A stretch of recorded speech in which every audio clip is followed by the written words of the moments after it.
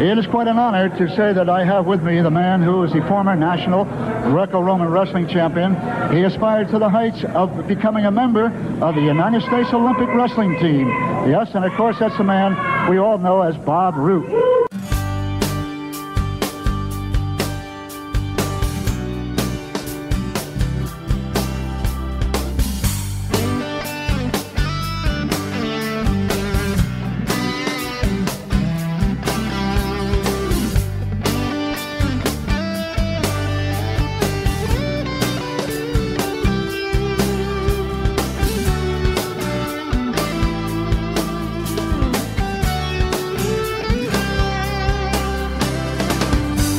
Guys, and welcome back to another edition of the Wrestling Stoop with the legend himself, Bob Roop.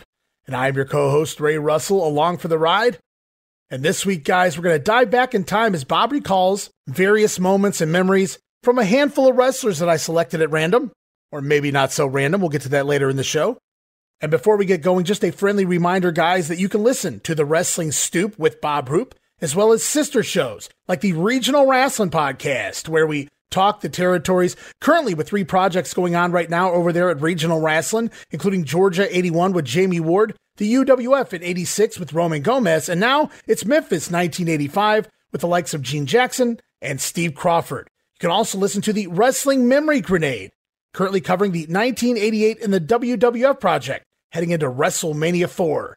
And some new shows that I can't mention here just yet, but they're right around the corner. And you can listen to all of those shows and more, all part of the WrestleCopia podcast network located over at WrestleCopia.com. That's WrestleCopia.com, and anywhere your podcast streaming needs are met, from Apple to Spotify, Pocket Cast, and beyond.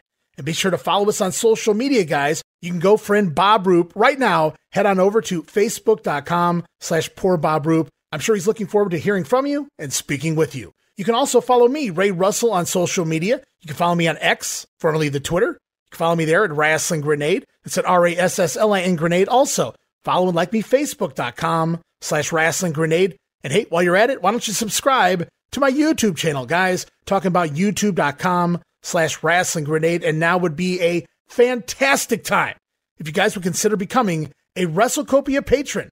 And you can find me over there at patreon.com/WrestleCopia. That address again, patreon.com/WrestleCopia. You get multiple gifts, guys, for just $5, including all of my insanely detailed show notes for every episode of The Grenade Show, Regional Wrestling, and the Monday Warfare Project. You also get early access to many of the podcasts here on WrestleCopia, where you can listen days and sometimes as much as a week earlier than the rest of the listeners. In fact, the last episode of the Wrestling Stoop dropped a week early. This week's episode of the Wrestling Stoop, again, dropped a week early. From there, you also get remastered versions of the earliest episodes of The Grenade Show covering the 1989 NWA project. Includes enhanced sound quality, plus new content and conversation never heard before. But that's still not all. You also get digital downloads for your viewing and reading pleasure, and of course, our Patreon exclusive watch-along series covering many past WWF and WCW events. And you get all of that for the low, low price of just $5. $5. No subscription. Cancel anytime. Show your support. Give it a try for a month. I think you'll like all the content that I offer, and every penny of it goes right back here into paying the bills to keep the WrestleCopia Podcast Network and all of the wonderful shows here up and running for the months and the years to come. And now with all of that out of the way, it's time to bring him back on the show. The reason you're here, guys, he is the host with the most, the man with all the stories. Welcome back, Mr. Bob Roop. Bob, welcome back to the Wrestling Stoop. Well, thank you, Ray. It's good to be back with you. Been looking forward to our upcoming segments. A lot of stuff, a lot of stories still asking to be told. So let's get with it. Yeah, it feels endless. The names alone, just all of the wrestlers that you interacted with and the backstage personnel, if you will, upcoming on the shows. And this week, I just picked a handful of names that we're going to discuss, and hopefully you have some tales, whether they're good or bad. We'll let the fans make their own decision. But I picked out some very unique names I feel like I know you've come in contact with over the course of your career. And we're going to get to those in just a minute. But first, I want to thank you again for the Japanese show last week. We filled an entire near 2-hour episode on your first trip to Japan and even South Korea. And I'm sure the fans are learning about the culture, not just of Japan, but the way things were in the business for the Americans and Canadians that went over 2 trips to Japan way back when, all the way back in 1970. Clearly you hit it off with Nick Bockwinkel, still reminiscing about that karaoke. I wish I'd been there for that. But yeah, really appreciate that episode. Oh, your ears should be glad you didn't have to hear it. I didn't wow anybody. Let's put it that way. Still would have wished I had been there for that. And yeah, I mean, my God, you still got other Japanese trips upcoming. You team with George the Animal Steel and things. So I can't wait till we get into those at a future date. But right now, guys, we're going to kick off this show. A handful of names. I threw them to Bob, I believe this morning. Maybe it was last night. I texted Bob. I said, how do these names sound? And he said, okay. And so that's what we're going to do. That's what we're going to roll with here today. The names that I gave you earlier, Bob. And hopefully, you have some good tales or memories for them. And if not, that's okay. We'll move along to the next name. The very first name on the list. Oh, Dahlin. Once upon a time wrestled under the name Dennis McCord, Mike McCord. Eventually became Austin Idol, the Universal Heartthrob, later in the 1970s. But I do believe you crossed paths with him, I think, in the Florida territory. Yeah, he was in Tampa. I'm not sure if he's from Tampa, but he was living there. He had broken into the business when I met him, and I read in something that he said that I stretched him in his training, and if I did, I don't remember that, and I don't think I did. But as I go on with the way that we know each other, a couple of years later, we were together in Australia, and we shared we bought a place, we rented a place, penthouse, not penthouse, but an upper story like condo that was right at one end of Bondi Beach, one of the most famous beaches in the world, but certainly in Australia. It had been rented in the past by Mark Lewin had stayed there when he was booking there. Mm-hmm. So it was it was a noteworthy place. It had a history to it as far as being associated with pro wrestlers and wrestling. And McCord and I rented it for, I don't know, a couple months, however long. I don't remember exactly how long we stayed there. But, we were sharing a place. And when we went on the road, when we went to the towns, we shared a hotel room. Usually you didn't give you single rooms. We usually asked to double up. So, and we did it anyway because, I liked him and I wasn't much more experienced than he was, although I was older.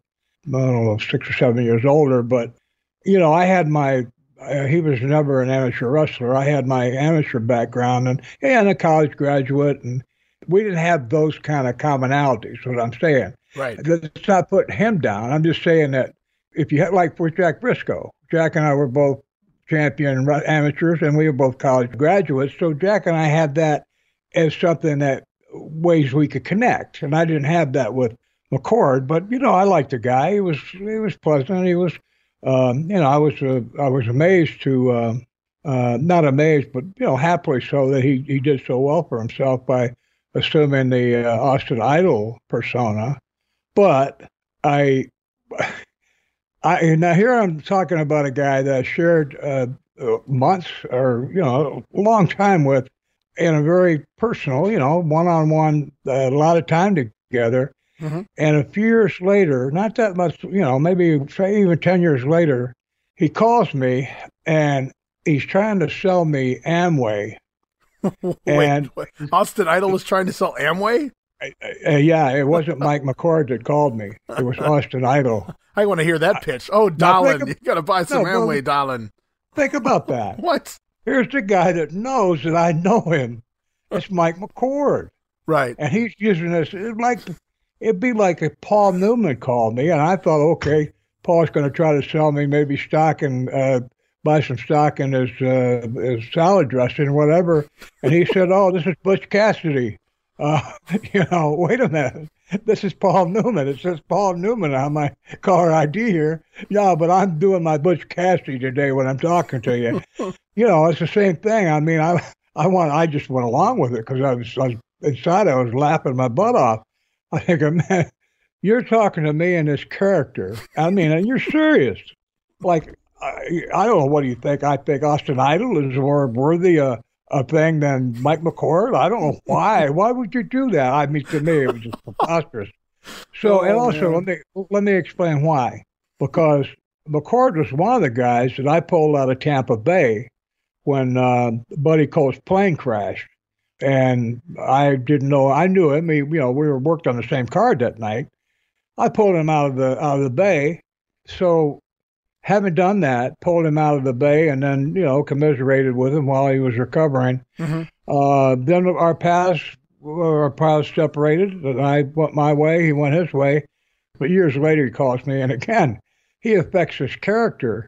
And I just know I don't really get the psychology there. I don't understand how anybody can do that. Let me ask you something. So you'd worked around him when he was doing the Mike McCord or the Dennis McCord gimmick, but had you worked with him when he was Austin Idol?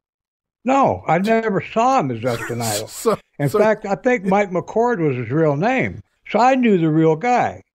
And now he's calling me as this actor persona he created and trying to sell me Amway, which was another thing.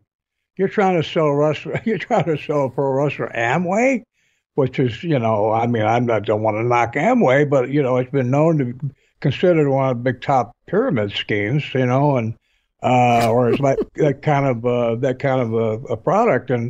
But I was glad I could help him out there. I'm not saying I saved his life. He might have gotten out of some other way, but I certainly saved it. I know that I did save him from potential much more serious injury. Right. It's one thing having your tip or the bottom of your toe ripped off. It's another thing having your whole lower leg ripped off by a shark. Right.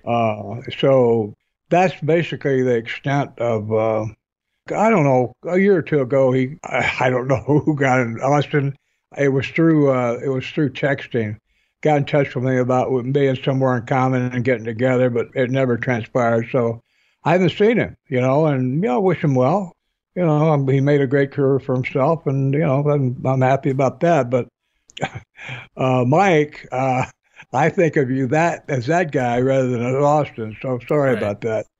It's funny how that seems to work. You talked about Dusty, the early Dusty versus the later Dusty in the character, and here we are again, McCord, and then Austin Idol, later the character. But I almost popped there for a minute when you said I helped him out. I thought you meant, I bought some Amway.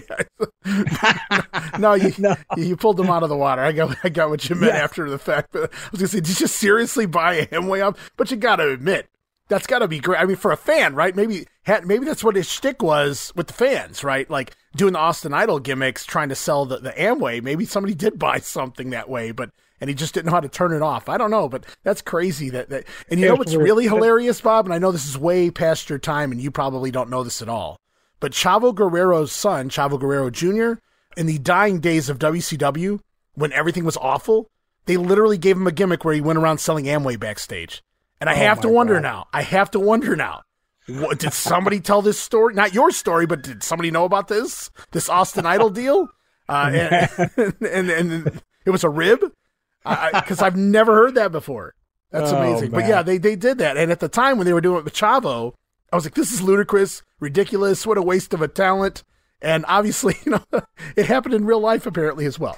So that is hilarious. That's my takeaway from the story anyway. Well, if I was, my ego got involved and I was upset, I'd say, well, I'd be offended that those, he and Adrian Street were both there. I was on the phone with both of them at the same time. Wow. If they thought that I was so gullible and foolish that I would even consider it, and I should have just told them, God, what are you guys talking about? You out of your mind. But I wanted to see how far they go with it. And they were trying hard to sell.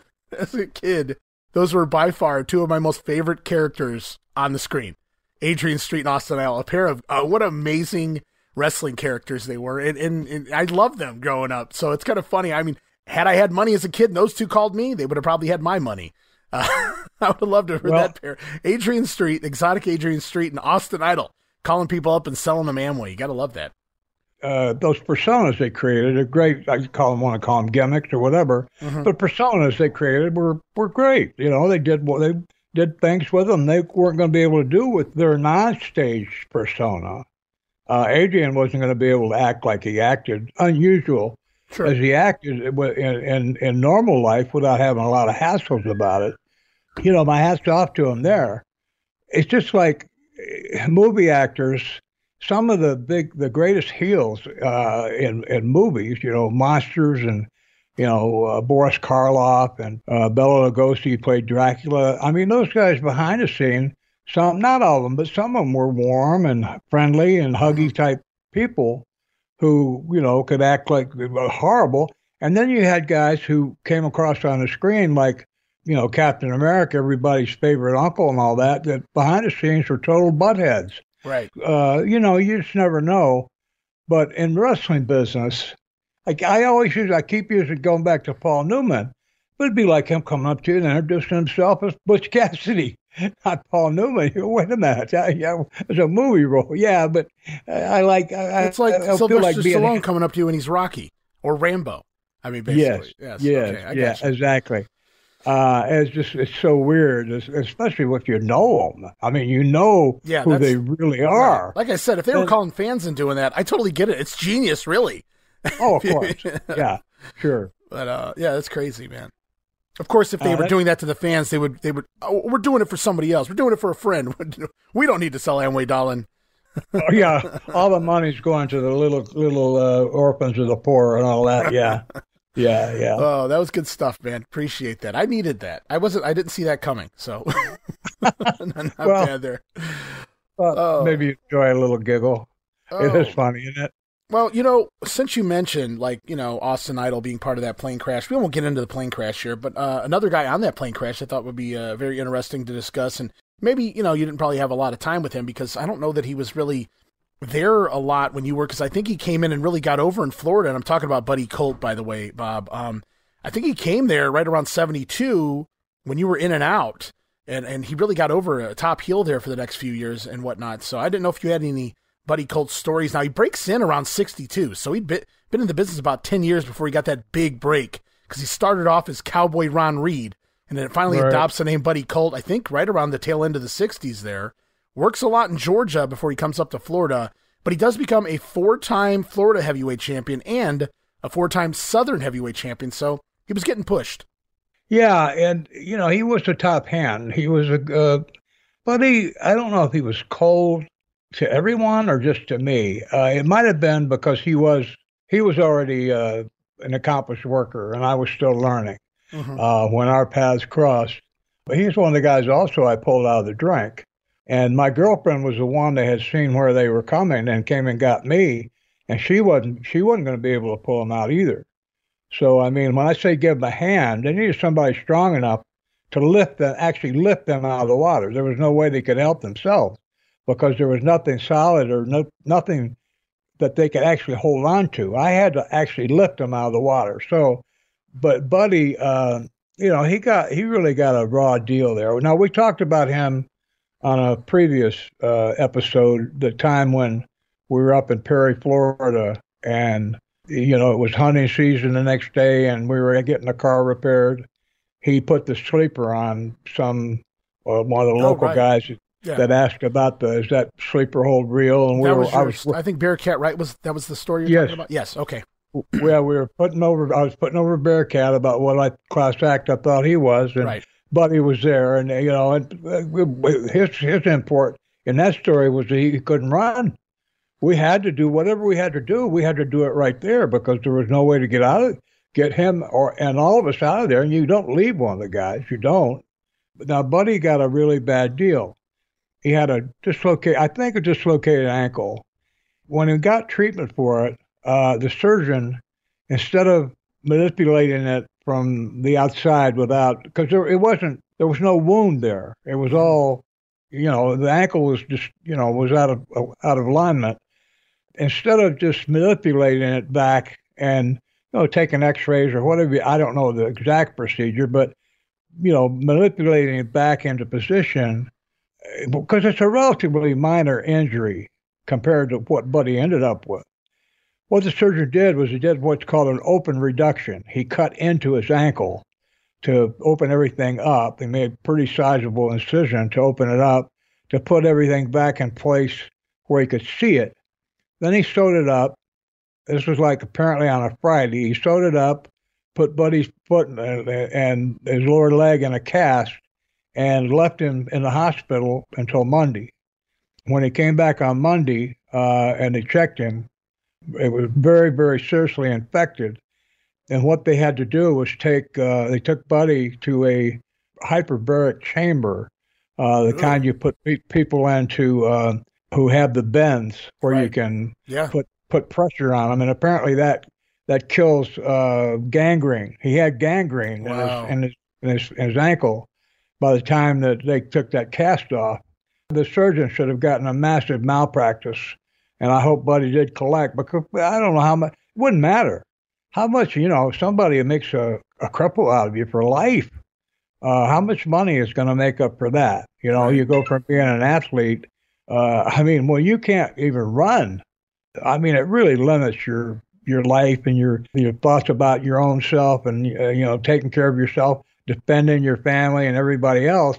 I'm talking about worst case scenarios. It really put a damper on you. No amount of money would be worth it for me. You could say, hey, let us amputate your ankle. We'll give you $10 billion. No, forget it. I'll go ahead and give it to find some other mark to take that. Anyway, Buddy got a raw deal, and I was sorry it happened to him because he was a great talent. He never, as far as I know, he never worked in the ring again. He stuck around the business. I don't remember exactly. His job was selling nuts and bolts, something like that. And then he got on TV. He was helping Gordon. He was co-chair with Gordon on TV for a while. I ran into him. He and I butted heads down there when I was booking in 86 and 87. Whenever I was in there, right after in the middle 80s, he hated Kendall Windham. He didn't hate him personally. He hated the way he looked. Oh, well, I can't blame him there. He looked like a string bean. Well, Kendall was. He was like 6'4" and about 210 pounds. But I tell you what, in amateur wrestling, I saw many matches where on one side there's a guy that looked kind of like Kendall, and on the other side there's a guy who's like 3 or 4 inches shorter. He's built like a gorilla. Come out there, look like he's 3 times stronger than the taller guy, and the tall guy beat the crap out of him. I'm talking about at Olympic level. You're talking about top guys in the world. What you see, this one guy looks like he should be able to really overpower, but in wrestling, you use people's strength against them. And so the stronger the guy is, the more you have to use against him. So you can never tell by the way a person looks. Now, that doesn't have anything. That's amateur wrestling. I was going to say, now this is the pros. Yeah, it doesn't have anything to do with pro wrestling. But the thing is, I worked as Meha Singh. Right. I worked with Kendall in single matches, and we had believable matches. Totally believable. I got a ton of heat on the kid. He was a white meat babyface, and it was easy to make him because he would sell. But I had good matches with him. And the other thing is, older brother Barry Windham is there, and if I get rid of Kendall, why is Barry going to be happy to stick around? And Barry was a big card for us. So my God, he was greatest one of natural pros of all time, Barry Windham. I could watch his matches all day. Oh, well, I was going to say when you were talking about Kendall, I was going to say he has 2 big negatives going for him there. One is his look. He can't really help it. It takes him about 15 years to fill into his body. And the second thing is his brother's Barry Windham. He's just not. Yeah. That sucks. It's great, but it sucks. When you're trying to get over too. But older brother Barry, man, it just doesn't get any better. Well, there's a backstory that I don't know if anybody's ever heard it. Charlie Lay was still Charlie there. Whoever was behind the desk, was still handing out paychecks and bookies from there. Told me the cops had come by 3 or 4 times. They had warrants for Kendall's arrest. He'd gotten in fights in bars with people who did just what Buddy Colt said. They called him, "Hey, you big skinny string bean, I bet you couldn't beat anybody."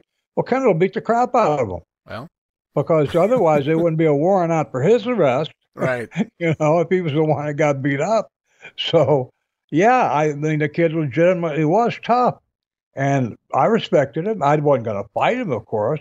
But if I got in a situation where I wanted somebody to watch my back, I wouldn't be upset if it was him. I would feel fairly confident. And it has nothing to do with what you look like. It's what's in your head. What do you have? What do you think? And Kendall, think about this. He had to live up to not just Barry. They both had to live up to Blackjack. Their dad was a big time talent, for years. and they had a rough upbringing with him too. And so, here they are trying to make it on their own. So Kendall's got he's got two people right that he's got to not compete with, but he's going to be compared to and reflected against. So he's really behind the eight ball. And I'm telling you, when I worked with him, I was his booker too for a year, and he was cooperative. He'd do anything I want him to do. Well, Buddy Colt didn't like him. He said, he's exposing the business. And, I want to tell Buddy, I said, Buddy, I've worked in places where I'd already seen these English things. I was telling you in another issue we put out about these 70-year-old British guys with their junk hanging out of their baggy shorts. They were over. That had people who screaming and yelling, thinking and totally believing them. It looked like an old lady could come up there and kick their butt. And they had people believing there. So it's not what you believe, Buddy, Colt, rest in peace, Buddy, but it's not what you believed. It's what the fans believed. And the fans believed when I wrestled him, as Mayhaw saying, they believed he could beat me. So that's all I need to know. When I ended up losing my job there, I was ready to go anyway. I was burned out. But Buddy and Gordon Solie and Mike Graham, because I wouldn't book Mike. If I booked him, I had to leave somebody off. Mike was already a millionaire. Sure. You had these other guys that were trying to make a living. If I booked him, I had to leave somebody off. I was hearing from Matsuda and Duke Kiyomuka, the owners that I was booking for, that you need to watch every dollar that we spend. Yeah. You keep your card, you don't put on extra matches and all that. So working under those circumstances, I couldn't, and I told Mike that. Well, he didn't like it. He was married. He wanted to get out on the, rest in peace, Mike. He wanted to get out on the road and have some fun and all that. And, but so I had those guys, they'd be talking in Tampa, when running matches in Tampa, I'd go into, these guys would be out in the hall somewhere. The three of them would get quiet when I went by and all give me the fish eyes as I went by. So it wasn't too hard to figure out what they were talking about. But, it's all those years ago. I've talked about you and I being macabre sometimes, laughing right after we heard somebody passed away. That's what we weren't laughing about. Right. But, so I don't want to be talking in a kind of a jocular, amused way. And saying those three guys are all gone now. Rest in peace, all three of them. But that's what was happening then. So that was also part of my relationship with Buddy Colt. And all I'd ever done, the first thing I ever really did that was intimate with him was pull him out of water that was rapidly filling up with sharks. So I don't feel like I ever did him any real disservice.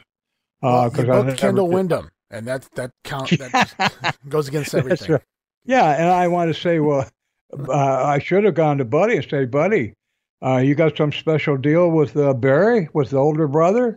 If you can get Barry to guarantee he'll stick around if I fire Kendall, maybe I'll think about it. But no, I wasn't going to think about it. I wasn't going to let Buddy Colt or Gordon Solie or anybody else tell me how to book. Mm-hmm. If you're going to get fired, or if you got a job, if you want to get fired from it, if you think there's a chance of getting fired, at least getting fired doing your own thing. Don't get fired doing somebody else's crap. Right. You can't say, I didn't. Duke and Hero, you want to fire me? Well, it wasn't my idea. That was Gordon Solie's idea, Well, you're the booker, Bob. What are you doing listening to Gordon Solie? Well, exactly. Can you imagine having to be that kind of weasel to say something like that? I know. Oh, man. No, that's right. If you got the responsibility and you're the one that's going to be paying, you better be the one doing what you think is best to do. That way, you know what? When you get fired, say I was a young booker and I was going to stick around the business. I quit the business not long after that. But if you're going to stick around the business, that'd be a learning experience. And getting let go, we're going to go on a different. It's like a pro football coach getting fired, and next week he's coaching another team because he's a good coach. Right. But the team he was with, they just said, well, the team hadn't been doing well lately. We're going to go in a new direction. But the coach is a good coach. He just needs to go somewhere else. It's kind of on that line. But so, yeah, that was I think it was Michael Dennis or Dennis Michael McCord and Buddy Colt or Ron Reed, a.k.a. Buddy Colt. Who else do you want to talk about? Well, we've talked just a little bit here and there about some of the managers that you worked around in the Florida territory back in the early years. J.C. Dykes, Mario Galinto's name has obviously come up. First manager you ever saw, Homer Odell. That was an interesting story about Homer, or at least what you heard anyway. I was thinking, what about a bigger name? A name that people may be more familiar with, at least through the 1980s. What about Gary Hart? At one point, I think you were even part of the Hart's Army back in the 1970s, but do you know anything about Gary's run there? Were you paying attention to what he was doing outside of the segments where you were involved in? Because I think Gary got started in the business somewhere around like the early 60s, and he used to work the old Marigold Arena up in Chicago, and he would always let you know he was from the mean streets of Chicago, so everybody should know that much. And he carried a razor blade with him at all times. These are the things Gary Hart wanted everybody to know. But he started out as a wrestler, for those who don't know, eventually becomes a manager and whatnot. Yeah. But I was just curious if you have any memories, because you had to have been around Gary off and on quite a bit. Yeah, I like Gary. In fact, the first book I wrote, Deathmatch, I have a manager in that book, and I based it on Gary Hart. I call him Hartley, I think, or something like that. But very clever. Yeah. Well, I liked his style. I thought it was like a Chicago punk, and yeah, I liked his style, and I thought he was very good. He was very effective. He was serious. He wasn't cartoonish at all. He was, and he got heat. He was a good manager. There's some managers that try to upstage the talent that they're supposed to be representing, and it's one thing if they do it in an interview. If you've got somebody like Pak Song as you're managing him, right, or Kabuki, some people who, things like that. Kabuki, someone who either can't or shouldn't be speaking, doing their own interviews unless they can come up with some foreign language. They want to bark out a few sentences. And then Gary was fine, but once he got in the ring, he wasn't trying to draw attention away from him when he was ringside. So I always liked that about him. He was, he did his part. He knew his role, and he did it very well. He did good interviews. And he was a likable guy. He was a stand-up guy, and I was at his apartment a few times, which I very rarely hung around with other wrestlers. Now, I couldn't with Jack Brisco. I would have if I was a babyface, but being a heel, I couldn't even be seen in the same apartment complex with him. Really, certainly not going to his place. So, you weren't a lot of people and that's another thing we'll get into. I might have mentioned it before, but wrestlers aren't really close friends because we're all competing for the same, we were all competing for top spots. And you get, even if you're tag team partners, say for a year, something might happen where you get split up and maybe one gets hurt or you both get let go and there's no room for, a tag team somewhere to where you have to take single jobs. Maybe one guy goes to California, the other one goes to, up into Canada, you have a whole country between you. So you might not see each other for a couple of years even. So it's hard to have enduring friendships in the wrestling business. But Gary, he was fun to be around. He had good stories. He was decent to me. He was more experienced than I was, but he showed respect for my background and what I could do. And again, he was a fun guy to be around. Well, he was another guy I pulled out of the Bay, and boy, what a change. My main interaction with him was after that happened, because he was so affected by it that he got paranoid. I mean, I went over to his apartment. One time I went over to his apartment. He had a Thompson submachine gun behind his front door, and he had the door locked, and he had a new lock put on it too. He was convinced that the wrestling office was out to get him some way. This was about 2 weeks after the plane crash. I know you were part of that army at one point. He managed a hell of a lot of wrestlers over the years. Obviously, he evolved along with the wrestling. He says he created the Great Kabuki character. There was actually a Great Kabuki before Takachio did it. It was Ray Urbano who did it in the 1970s, but Gary says he invented it, and it is what it is. But he did get that version of Kabuki over. Takachio was basically a prelim guy here in the States until he got the Kabuki gimmick. And then, Hart was infamous as a booker later on too. I don't know if he booked any in Florida when you were there, but I know he wound up booking in World Class and things like that right before it took off. And the story goes that he booked that big infamous, I don't know if you know the storylines in the other territories and whatnot, but the night that the Freebirds came and turned heel on the Von Erichs, slamming the cage door on Kerry's head during a world title match with Flair. And it lit, I'm sure you've heard of the Von Erich Freebird feud that lit Dallas on fire for about 2 years there and sold out the arenas every week. And Gary Hart started it all. So he always gets credit for starting that feud. So Gary had quite a mind on top of just being a wrestling manager.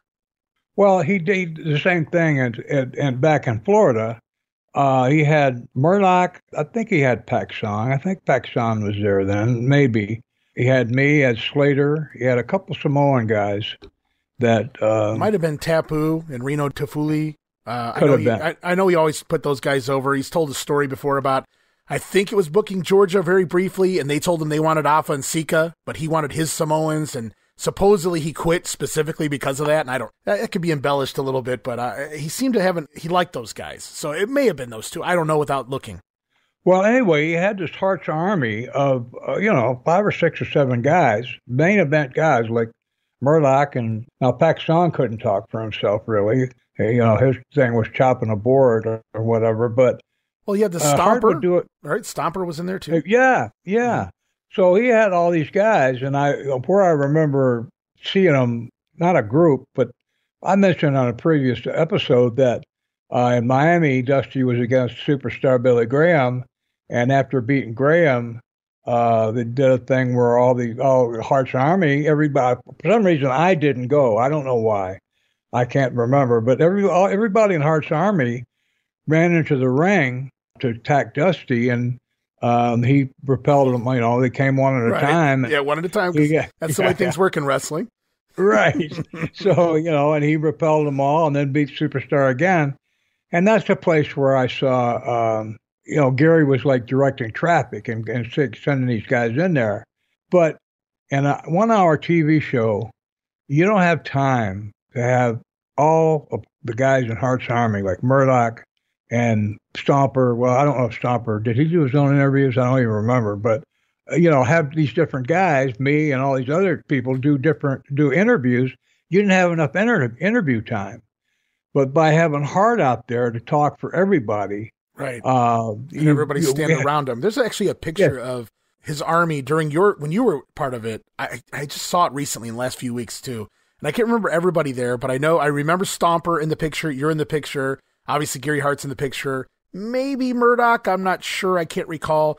But obviously, he had different incarnations of guys that came and went in his army. But I just popped because it was during your tenure. I was like, oh my God, I hadn't seen the picture before, so that was pretty cool.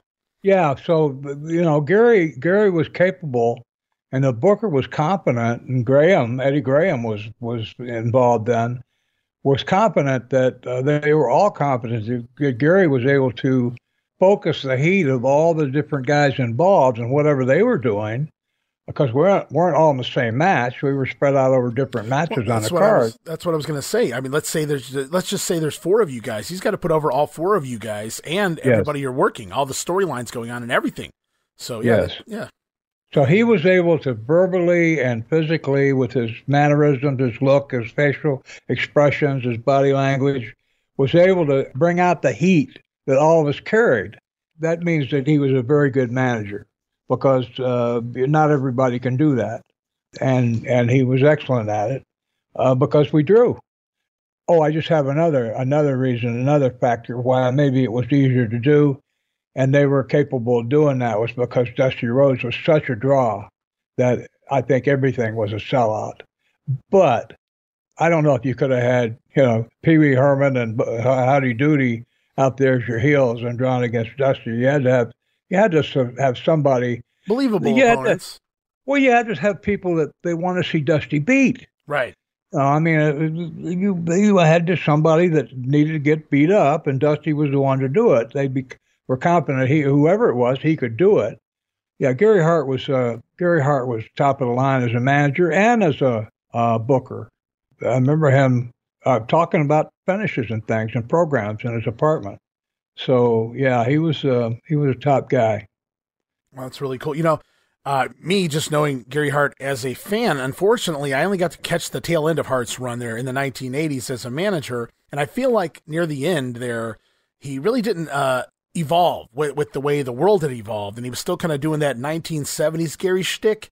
And it really wasn't working because there was a lot of racist tones in some of the stuff he was doing when it just seemed absolutely unnecessary, had nothing to do with the feud. And then he actually manages the great Muta, who got over like hell in the NWA right around 1989. And the story goes, Muta got so over that they wanted to turn him babyface. He was going to be a huge babyface star. And Gary Hart was the one that went to Muta because he was his manager, because it just said he'd managed Kabuki before him. And he told Muta, don't turn face, refuse to turn face, because a Japanese wrestler will never get over as a babyface here in America. They won't accept it. And I feel like that was kind of behind the times because Muta was getting over as a babyface while he was a heel. So I don't know if that was Gary kind of trying to make sure he continued to manage Muta. I don't really know what the story was there, but Muta refused, and Muta winds up getting jobbed out at Starrcade 3 times, and then he leaves the company. And so what could have been? Yeah, what could have been? Now, he went on to have a major career over in Japan still, and still make trips over here to the States as well. Everybody knows the great Muta. Yeah, what could have been? I always wondered, if Muta just turned the babyface, maybe we'd got a couple more years of great action here in the States with him. But yeah, so that was kind of the tail end of Gary Hart's run in the big time there. Yeah, Muta was a nice looking young kid. Yes, yeah, that's what I hear. I hear the ladies loved him when he was here. I think when he first came to, he was in Florida with you. Yeah, he was. He was staying in an apartment with me. Oh, okay. Oh, really? Yeah, nice kid. Yeah, nice kid. I wasn't around much longer after that. At least I'd left or something. But I remember his work. He had something special he did, run into a corner doing a backflip, something. Yeah, the backflip elbow. Yeah. Yeah, he had some different stuff that was attractive. And he was a nice looking kid. Yeah, the way he just snapped things off, it was next level. Yeah. Very different than what others would do, even people that could do things like that. So yeah, Muta was quite a talent for sure. He was kind of like Bruce Lee in a sense, Yeah, I could see that. Nice looking. Yeah. Yeah, that's pretty cool. I totally forgot that. Yeah, he would have came through Florida right around the end of your run there. So yeah, that's pretty cool. Yeah. And into Muta. Let's well, hell, we talked about a few of the names now. We won't go into the actual situation, so we'll try to avoid that, at least for this episode. But I'm sure I've read some things, not a whole lot, and I don't know a whole lot about this, but a wrestler by the name of Bobby Shane, later in his career, the King, Bobby Shane, the guy that gave Jerry Lawler the gimmick, because Lawler saw him do it and said, I love it. I want to be the King. And actually the story goes that Bobby Shane loaned Lawler his crown and then never got it returned. Lawler was supposed to return it the following week or whatever, but the plane crashed and Bobby Shane died, and Jerry Lawler kept the crown and he became the King. And it's a kind of a crazy story with that, but I'm sure you knew him way prior to that. Here, he'd come through the Florida territory. Bobby Shane, I think he started again like some of these other guys in the early 60s. So he'd worked quite a while before, you broke in. But I've seen there's maybe some issues between you two. So I was curious to share some stories about you and Bobby Shane. Well, yeah, we did have some contact, and unfortunately, it was all negative. I talked in a past episode about the night of the Bayfront Golden Circle, the $20 ringside, where afterwards Jack Brisco and I were meeting. He was coming to my place and with my wife and Miss Sherri, Bobby's valet. Valet, slave girl, whatever. Jack was meeting her, and I think that Bobby knew that, and I don't think he liked it because he was cold to me and Jack. I mean, he was able to do it. I mean, the guy was professional. He grew up in the business. His father was a referee. So he knew about wrestling business from a very early age. And he was professional, and he was never really friendly to anybody in the dressing room or whatever. He's very businesslike, but he never went out of his way. I mean, I worked a match with him, and I don't remember anything about it or about him. But where we butted heads, Eddie Graham asked me to go to Australia for him. He and Fuller had taken over Australia. They bought a pig and a poke from Jim Barnett or switched or traded or whatever. And so they had found a guy named Tony Kolonie, who was had an auto agency or something in Australia. He was who had purchased the territory from him. Which, when you're buying a territory, what are you buying? You don't own the buildings. You don't own, you don't own a TV. You're buying a ring or two. And so anyway, I don't know if Kolonie wasn't making payments or what. He might. I'm still thinking of why Graham wanted me to go over there, but he wanted me to find out how business was doing because Kolonie might have been paying him like payments, instead of paying him everything up front. Maybe there was a back end payment that he was he was losing money, that he was starting to, not pay Graham. So Graham wanted me to go over there and find out, work there for a while and see how business was. He guaranteed me $1,400 a week. This was in 1974.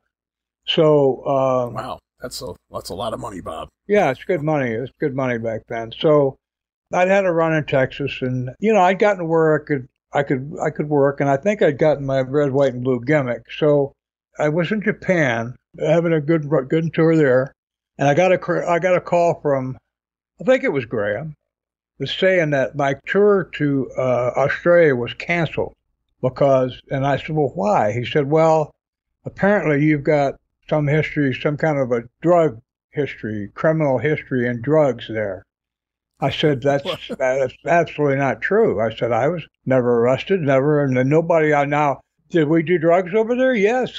But Barnett, I'm not talking about heroin or whatever, but right. Everybody smoked pot or hash or something. I remember about after my first 3 weeks there, one morning I wasn't stoned, and Mark Lewin walked up to me and looked me in the eye and said, oh, you're on something, aren't you? Because the first time he seen my eyes look that way. Every other time he seen me, I'd been not stoned, but, a little high. Oh, so it was like the opposite. Well, over there, everybody was doing it. Ken Curtis had what he claimed to be acid. He was, he'd give out he wasn't indiscriminate about it, but they talked about it. Ken told me a story about coming back from, they do a tour of Kuala Lumpur and these, Singapore and Hong Kong, and they come back. He said they come back in the country, and he said in the passport, the little purse that not purse, but wallet, like it'd be about the size of a cell phone, maybe a little bigger, that your passport would go in. He said on the other side of it, they would have, he said he had a brick of the best hash he could find, and that was wrapped up in, something where you couldn't smell it. And he had that stuff in there, and he pulled his passport out of the other side to hand it to the Australian passport people. But Barnett had a arrangement with the customs there that when I went in the country, I never went through customs. There was always someone from the office to meet me, and we just walked from the gate out to the vehicle to go into Sydney. Mm-hmm. So anyway, I'm telling that story because of the fact that drugs they were there. Everybody had them. Right. And I'd already started smoking pot in my own life. Anybody out there wants to, give me a hard time. I never got anywhere near like marijuana or anything until I was 27 years old. It wasn't like I was some kid doing it when I was 10 years old. I'd already been in the service, graduated from college. It wasn't like I was some drug addict or anything. But if this was common knowledge, why does it get pinned on you? Like, I'm sure you're going to tell us. I'm sitting here dumbfounded. Like, I don't understand where this drug thing comes about. Well, people say, look, you're an Olympian, you represented the United States, you're a veteran, you did honorable discharge, you shouldn't be out there, doing. But wait a minute, there were a lot of people doing at that time the flower power, the Haight Ashbury. There were kids out there that were tripping out every day on acid, and certainly smoking was like that breakfast cereal. So. Yeah, it was part of the culture then. But anyway, that was going on in Australia, but there was never any episode with the police ever, mm-hmm. or even saw a policeman about it. And it wasn't like I was carrying a bunch of dope around me in my bag or any of the guys were. Okay. So, some of them might have been, but I know I was never carrying any. I wasn't going to carry it on the airplane. So anyway, I've got another couple of weeks in Japan. And then I'm not booked because Australia's been canceled. I'm not booked anywhere for, I think, 6 weeks. So all I knew at that time, the way the wrestling business was, that if it got out that I got canceled from Australia because of criminal record from some kind of drug problem, that would be on my record forever. I'd never, anybody in the business that wanted to knock me, and believe me, there's plenty of people in the business that are looking to knock somebody. Being a booker, they want, if you're not putting them on top, they're going to knock you, even if they're making good money. I knew that that was going to be on my record, and so I didn't know exactly what to do with it.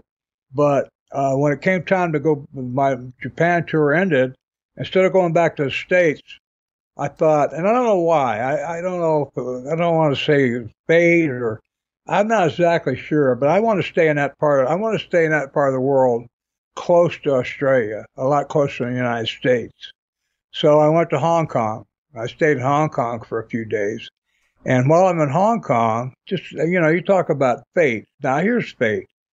While I'm in Hong Kong, I'm in the Hyatt Hotel on Kowloon, across take the ferry across to the island or on mainland China. And I'm in the Hyatt Hotel, and I run into a guy in the lobby who comes up and says, Bob Roop, and I said, well, yes, who are you?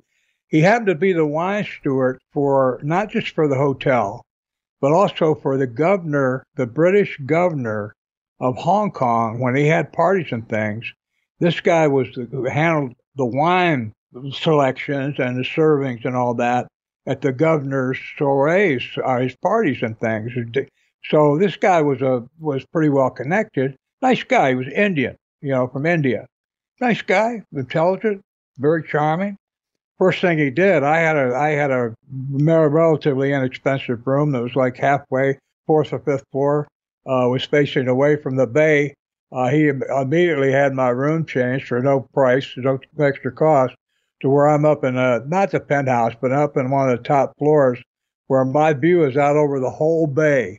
It's like the kind of the window you're looking at in a movie when you're looking at that bay in Hong Kong. Mm-hmm. That's the view I had. So, I mean, nice guy, and we're talking, and I don't know, in a day or two, I had breakfast with him, different things. And after a day or two, I told him what my problem was. And I told him how he knew me. The TV from Australia came in there, and he'd seen me on Australian TV. That's how he recognized me. Oh, okay. From earlier visits. I'd been in Australia twice before that. So the reason I'm giving his background, like with the British, the governor and all that, was this guy had connections. He knew people in the Australian embassy. So he set me up with an appointment to the Australian embassy. I went and met with these guys over there, gave them my passport and told them, I said, I've been told that I'm barred from your country because of a drug. I said, as far as I know, I was never arrested. I was never given a charge or tried. I've never deported from the country. I've never had a problem. You can see I have extra stamps for both visits I had there. I've got extra stamps on my passport.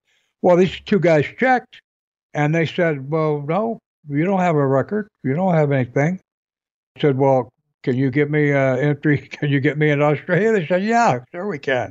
They were helping, doing a favor for their buddy. They're going to get a good bottle of wine next time. But so I stopped in Kuala Lumpur for a couple of days, and then I went ahead and flew into Australia. And I didn't let anybody know I was coming. I just flew in there, took a taxi from the airport to I found out that the wrestling office was the same one that Jim Barnett had all those years. That Tony Kolonie took over the same apartment. It was an apartment right across the street from the Texas Tavern where all the boys hung out. And I went to the Texas Tavern. I went to the place across the street. I went up to the floor, the same floor, 11, whatever, 12, 13, whatever floor it was, knocked on the door, and I heard this voice say, come in. I walked in, and this man I'd never seen before sitting behind a desk, and leaning over the desk like he'd been talking to him is Bobby Shane. And the guy behind the desk had no expression. He didn't know who I was. He had no clue who I was. And Bobby Shane, his jaw dropped about at least 3 or 4 inches. like, yeah, it's like he was looking How like, the hell? how could this guy possibly be here? So I walked in and introduced. I went up to the guy, this Mr. Tony Kolonie. I said, "My name's Bob Roop. Yeah, I was booked over here, and I was told that I couldn't get in the country because I had a drug problem of some kind." I said, "That's not the case. So I mean, look, I'm here. Here's my entry, my entry stamp here on my passport. I was welcome here with open arms. So I'm showing up here. I'm showing up and ready to go to work." And that's the reason I waited a couple of days, because I wasn't due to start for another day or two. So Bobby Shane wasn't going to say anything. Now here's what I'm going to say, and rest in peace, Bobby. But who possibly could have blocked me? Who would have blocked me? I mean, Kolonie didn't know me. Why would he block me? Right. I have so many questions here. For the one, only person, was there any crosswords or any interaction prior to this with Bobby Shane? A bad match, an argument in the locker room? Maybe you guys, I don't even know. Was there anything, any inclination that would make you go, maybe he did it for this, even though, it didn't seem like much to you? Or was this just completely out of the blue? And again, you're just assuming it was Bobby because he's really the only person in the position to do this, because he's in Australia and he's also working with Eddie Graham. Well, he's the booker for Kolonie. Okay. He's the booker. Okay. Yeah, he's the booker. So that's one thing. I've got some experience at booking, and I don't know if he was worried about that, but I told you, I think that the deal with his second, with Miss Sherri, was humiliating to him. That she was, because she and Jack were, more than just friends, and she was still his second, and I think I don't know, maybe he's pissed off about it. I don't know, but I know he was never any way more than just a matter of fact. I mean, he was appropriate because he was smart. Shane was a very smart guy and very good in the business. So he was appropriate, but I never felt I have feelings and sensitivities. I never felt one iota of any kind of warmth from him, and I didn't have any hostility towards him. He hadn't done anything to me. I didn't care about, the thing with Sherri and Jack and him had nothing to do with me. Right. But it did, because Jack and I were buddies. You can't screw with the NWA World Champion, though, right? You got to pick on his buddy. Yeah. Well, the thing is, I knew about it, and so maybe he didn't want me over there to tell the story. I don't know. Maybe he said, because that's what you're going to talk about in Australia. Well, some of the boys would have. Well, some of the boys would have. Fair enough. I guess so. Telephone, telegraph, tell a wrestler. I get it. Exactly. That might have been, because I'm looking for reasons myself. So you made it to Australia. Kolonie says, okay, well, good. Yeah, I'm glad you're here and all that. He's very friendly and nice and everything. Now, I looked good. I was about 225, 230. I was in great shape. Had all my hair, teeth, and all that. And so I go over and check into the Texas Tavern, and about 2 hours later, I get a call, and it's Kolonie again, and he's drunk. And he says, yeah, I didn't know who you were, but now, he said, I'm not paying. I said, I can't pay you $1,400 a week. He said, no, I can't. I'm not going to do that. I said, what can you pay me? He said, I can pay you $600 a week. Wow. Well, he thought there's no way in a million years I'd take that. I said, I'll take it. And so something transpired over those 2 hours, obviously. Well, I get you saying that he didn't know who you were, recognize you, your face when you walked in the door, but certainly being the promoter, he knew that there was a guy that was supposed to come named Bob Roop and get paid $1,400. So when you walked in, I get that he didn't recognize you. But there's no way that when you were in the office that he didn't realize that, oh, you're Bob Roop. Great to have you. You're the $1,400 guy. So it took him a couple hours to get drunk and maybe have some conversations, I'm assuming. And that's what led to this? Well, I'm thinking that after I left, this is just I don't know this at all. Right. But when you try to put together, Kolonie didn't know me from Adam. I've never met him, never heard of him. He maybe heard of my name, but he wasn't a wrestling person. Right. So I was just another person, name, a talent, or whatever. And that wasn't, nobody special. The $1,400, that was top money. But I don't know, Graham sold him on paying me that because he, when I talked to him in the office, the money didn't come up, but I said, I'm here to start work. And, I'm here, Well, it's peculiar that he had agreed to this money, and now that you're here, it's cut more than in half.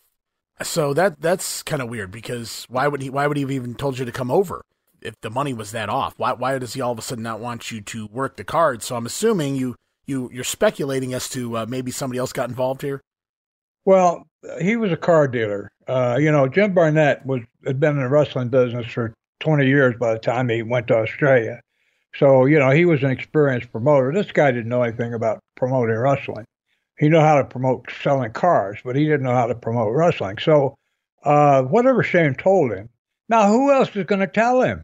There wasn't anybody else over there I knew guys, but Milano and Spiros Arion and the Greek and the Italian stalwarts, the guys that were there to represent those ethnic groups. Right. They were buddies of mine. They weren't going to say anything nasty about me. There wasn't anybody there but Shane to do it, because who would even started it? There was no drug thing.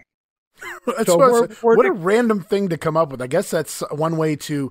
There's not a lot of ways to prevent you from coming there, but I guess something that of that magnitude would make sense. It just seems a bit ludicrous to go that far to keep somebody from wrestling somewhere for 6 weeks. I mean, it's odd. Instead of just, why doesn't Bobby, let's just say that's what the situation is, that he doesn't want you here. Why doesn't he just tell Eddie Graham from the fucking get-go, Eddie, I don't get along with Bob, even if you don't have an issue with him, he's the booker, I really don't want him over here right now. Why not just do that instead of go through all these ridiculous hoops? Well, because Eddie wasn't Bobby's associate in ownership. He was an employee. Bobby was connected with whatever connection he had with Championship Wrestling from Florida, whether it was like dormant at that time. He wanted to keep his place there strong, so when it was time to come back, he'd have a place to go back to where he was over. Okay. He could start right back on top again when he came back. So he wasn't going to burn that bridge. He wasn't going to tell Eddie anything. And there was no way he could knock me to Eddie. Eddie was the one that sent me there. And I don't know if Bobby knew that, but he couldn't tell Eddie, well, how can you tell a promoter, oh, so-and-so don't get along, so we're not going to be able to work together. I don't know if I've ever heard that happen in the business. Have you? Well, I mean, I wasn't in the business like that, so I can't say, but I don't know that there's any stories out there like that. I'm sure when you had the power of maybe a Dusty Rhodes or something, you didn't want somebody to come in, or maybe you wanted to demote somebody on the card, you could get away with something like that. But in general, no, you don't hear tell of that. But so that takes me to a completely different question. Bobby Shane aside, Eddie Graham, who had known you for several years now, he takes Bobby Shane, let's just say it was Bobby, who went to Eddie and told him this story. Or whoever it was, anybody, told him this story. Why is he taking this person's word over yours? Not saying he should take yours over theirs, but when he confronts you about it, like, you can't go there because of this, and you say, no, that's not true, why is he not buying it? Why doesn't Eddie trust your word at all here? It just seems so odd. It's like, well, this person told me this, so this is what I'm going with. Well, shouldn't we check this out, Eddie? I have a way to prove it. I can go to Australia and show you. And it just seems weird. I think what Eddie got was a fait accompli in the sense that whoever, whether it might be Kolonie, Shane might have had Kolonie call him. Okay. Or suggested and say, look, I've got this stuff about Bob Roop. This is hypothetical. I have no idea this happened. Hypothetical is the way it could have happened. He tells Kolonie, I got this information about Bob Roop that he's going to be a drug problem. He's got a record here with drugs. He's going to have trouble getting in the country. And so, it's going to be a problem. And maybe Kolonie, think about this. Kolonie's being told the guy's coming in, he's going to have to pay $1,400 a week. Then Kolonie told Graham, hey, I don't want the guy because he's got a drug problem or whatever. And what was Graham going to say to him? He's trying to get, Kolonie owes him money. Eddie didn't owe him money. Kolonie owes him money. Eddie wasn't going to tell the guy to F off because he wanted the guy to pay him, so he was going to try to keep the peace. I don't know. I mean, there's a lot of things, but I just know that the one person that was in position to make this happen was Bobby Shane. Okay. There was nobody else available to do it. Let me flesh it out about what happened, and maybe that'll give you some more ideas about who did what. Okay. I went back to I got the phone call, and I said, "Oh yeah, I'll take you 600." I was hot. I mean, I was, he had humiliated me as far as I was concerned. He said, "You aren't worth that." And all, he's telling me all this horrible crap. And, where did he get it from? I mean, where did he get that from? That's what I was curious. He had to get clearly it yes. Well, he clearly originally agreed to this price. Now all of a sudden he thinks you're not worth it. Why? Somebody had to have put that in his head. Yeah, he agreed. Eddie Graham told him I was worth it, and I was. Let me finish the story. So I was hot, but rather than calling Graham, I was going to call. I left something out. Very critical. He told me. He being Tony? Tony Kolonie, the promoter who just called me and told me that I wasn't worth $1,400. And I said, well, that's what Eddie Graham told me I was contracted to get. And he said, F Eddie Graham. Blah, blah, blah, and some more things about him. Well, so anyway, I'm still booked. Now I'm booked because I accepted. He offered me a job at $600 a week, and I took it. So he's stuck. He can't tell straight. He can't fire me now. I mean, I guess he could have, but then it would have really, really been obvious. But so anyway, I made a tape. I had a Sony tape deck, and I made a tape. And I waited till I calmed down a little bit, and I made a tape, but I put in there all the salient details, what I just told you, and I put in the part about it, what he said about it. I said, hey, Eddie, I thought you had a relationship with this guy, but he basically said, F you, that you didn't have the wherewithal to be able to, get me in here. I tell you what, though, because you asked me to put things over for you, I took $600 a week. That's less than I made the first time I came here as a rookie. And so I'm gonna stay here and see what, and I'll let you know what's going on in the house shows and all that on TV. I put all that on a tape and I mailed it to him. It's going to take a week to get there, whatever. And I went to work. Now I was in good shape and I was doing stuff. Harley Race had shown me this thing where, and Flair used to do it a few times, where you get whipped into a corner and you hook your right arm around you could use the left, but most guys, you hook your right arm around the top rope and you flip completely over the ropes, right, bounce off the apron and land on the floor. Mm-hmm. I was taking bumps like that. I mean, I was doing some good stuff. And I went out there and I was really motivated now. I went out there and I worked I did jobs, but it didn't matter. Within a couple shows, they were putting me over because I'm working there now. Shane says, well, I'm stuck. Well, I can't fire him. He's not doing anything. Right. I was having these great matches. Anyway, a couple of weeks go by, and I get a call from Graham. And he said, tell that MFer to, give your notice, and you come back here, and, I'll make it up to you and all that. But I had gotten a chance to look at the house, how business was doing, and trying to evaluate how much Kolonie would be able to pay him, in terms of what he still owed him. I had a chance to look at all the houses, and one of the sad things about it was that I gave my notice, and I still had a couple. When you gave notice, you always give 2 weeks because you're booked 2 weeks ahead, so the advertising's always already there for the matches for the next couple of weeks. Mm-hmm. The posters and all that have already been made and all that, so. You work out you don't leave and have them to have to do no-shows with your matches. That's why you give the 2 week notice. So I worked another couple of weeks, and about halfway through the third week, I happened to see Kolonie alone somewhere. He said, hey, I wish you didn't have to go. And, he was kind of, feeling me out, and I was young then. And now I have all these 50 years of reflections and look back and say, why didn't I go ahead and say, well, okay, pay me my $1,400 a week and I'll stick around. That would have been a way to kind of shove it down Shane's throat, but I didn't. I was still playing a little hurt feelings guy, and I ended up going ahead and leaving. But, the thing about me having a drug drug charge added to my record didn't happen. And that's the main thing that came out of that. Okay. Now, when I saw Shane back in the United States, obviously the night that, that he passed away, we were working on the same card down there in Miami, and there were no hard feelings. I mean, I wasn't gonna, what are you gonna do? Beat the guy up? I mean, we're in a business together. Do you think maybe that Shane had some sort of an inclination that Eddie Graham was sending you down there as I don't want to call it a spy, kind of let him know what's going on, and maybe Shane thought, had you went down there, you could have reported something negative about him? Could that have been anything to do with it? He didn't want you there, but he didn't want you going back and telling Eddie that, man, Bobby's booking is, it's not drawing it or something. I'm just saying, I'm not saying that's even what you would have said, but in his mind, it's potentially what you could do. So maybe I'm thinking, I mean, obviously I wasn't anywhere near this scenario, but is there any possibility that he thought, man, I know why Bob's coming down here, and, I don't need that. So I'm going to figure out a way to keep him from getting here.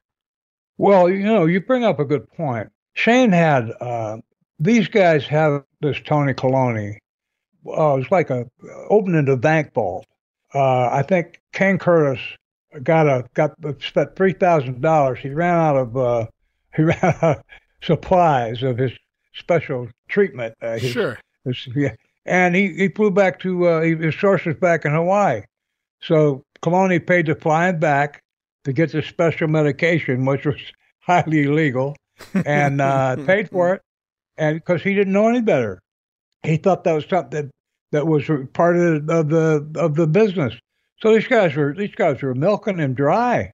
He was, I guess, a multimillionaire who had made money selling vehicles, doing something, and so I don't know how deep his pockets went.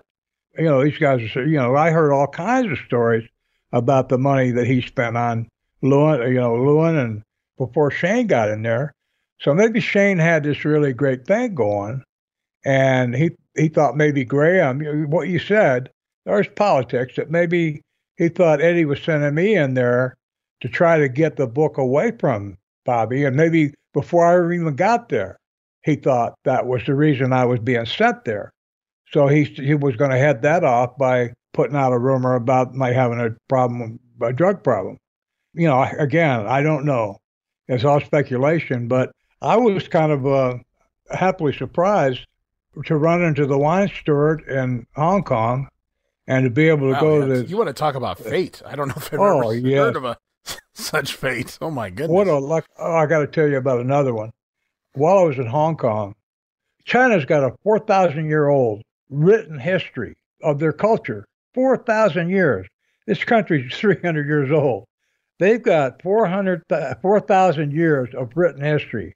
You're talking about a country that's been around for a while, and they had, I'm sure they were around long before they started writing their history down.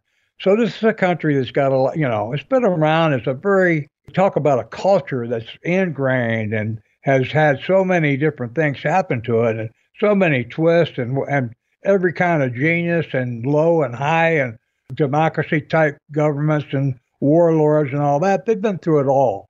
The Great Wall of China. I mean, all the stuff that goes on there. What a country. Well, one of the things they had in Hong Kong, there was an emperor's palace, had 800 rooms in it. It had like 6 or 8 stories above ground and 4 or 5 below ground.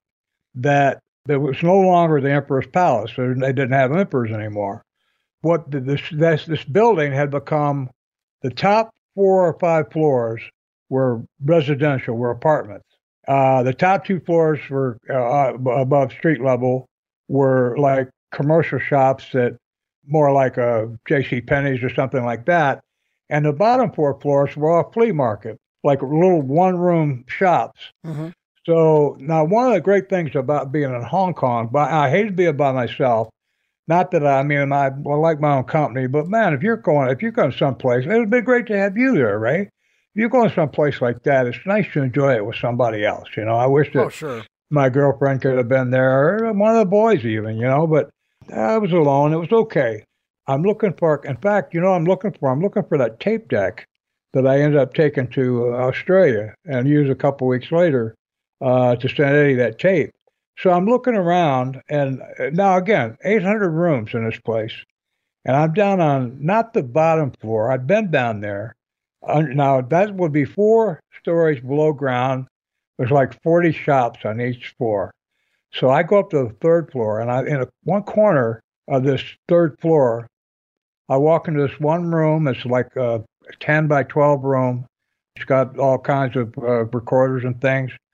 And I walk into a room, and I see this tape deck. I pick it up. I take it over to the desk, and I sit down at his desk. And this Indian guy looks up at me and says, "Bob Roop." The Indians love Bob Roop. Can you believe it? Can you believe it? I mean, I one of the things I loved about Hong Kong was nobody knew me. I mean, the wine steward, because he was a little more cultured, and but I wasn't a big star even on. I went all over Hong Kong in complete anonymity because nobody knew me or recognized me. And this guy, well, you know what? He didn't recognize me from Australian TV. It turns out he had spent prior years in the United States and had worked in a place in Fort Myers, Florida. Oh, so he knew you well. Yeah, and saw me on TV down there. But just think about it. You're in a 800 yes, room I see where you're going with this. Yeah, and you're going up down in like one of the 800 rooms, and you walk in, and the guy calls you by name. I mean, in the middle of a city of like millions and millions of people. Billions. My jaw must hit the floor. Like, what? Oh my God! Like the 2 people that know you in the entire city, and you run into both of them. Yeah, unbelievable. Well, I mean, isn't that unusual? I just like the odds of that happening are so slim. Yeah. But when I saw Bobby back in the United States, like I say, we weren't friendly. I never had a beer with him. He wasn't a guy that came to the Imperial Room after the matches in Tampa. Okay. It would sit around and you could have a beer with guys, and I never rode in a car with him. Sounds like he was more business related. He was. Bobby was very, very sharp. But I hope, the takeaway from all of this, too, is I hope that, there's a lot of people that hear what they want to hear on podcasts, Bob, not just yours, a whole lot of them, because I've seen, people repeat things and leave things out. I hope people, get a whiff of the entire story you're telling here, not just the possibilities that may have happened over there in Australia, but you're really putting him over here hardcore as he was great for the business. He was a, great worker. He was, intelligent, Yeah. So in a businessman, which is not necessarily a bad thing. He wasn't one of the boys. He wasn't out there partying and things with you guys, but he had a level head on his shoulder to some degree, it sounds like. And you're not really sitting here saying that damn Bobby Shane or anything like that. Like you said, this is after Australia, and you had no issues with him and working in the locker room with it or anything like that. So I wanted to point that out. I wanted to recap this entire story here before people just pick and choose what they want out of it. Well, I appreciate that. I mean, one of the things that it helps to do is put yourself in someone else's place. Now, Bobby was in Australia. I'm not sure where he was at. And again, I don't know what might have been going on between Kolonie might have shared the promoter that had bought the pig and the poke. Eddie Graham and Buddy Fuller sold him the pig that they bought from Barnett. Right. I don't know what was going on between them, and I don't know what kind of politics and dirty dealing and whatever because Kolonie never talked to me. Now, Barnett used to talk to me all the time when I was in Australia, and we'll get into that because some of it's pretty funny. But Kolonie never, the only time he ever talked to me, I think, was when he asked me about if I could stay. I worked my butt off for him. I put it out every night. I gave him a good show every night. And when I left, I did jobs right in the middle of the ring for people and believable. Made it believable. So he had nothing to complain about. That was my way of, again, now here I can bring out a little nastiness. That was my way of showing him that Bobby Shane was wrong about me, or whoever. Let's not say Bobby. Let's say whoever was wrong about me. Obviously, I wasn't on drugs, and obviously I was a good talent.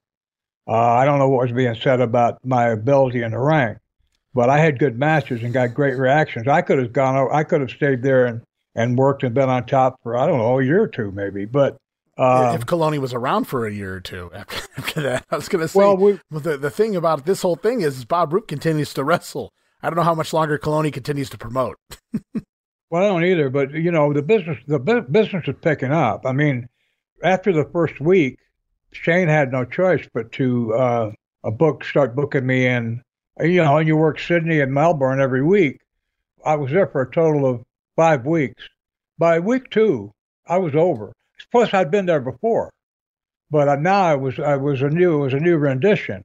And by the time I was over, I was helping draw money. I wasn't the main event.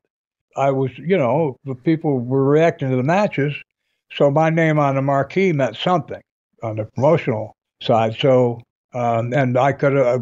I'm not saying I couldn't have done it by myself, but you know, Mario Milano and Spiros Arion, they were steady draws for Mario for the Italian populations.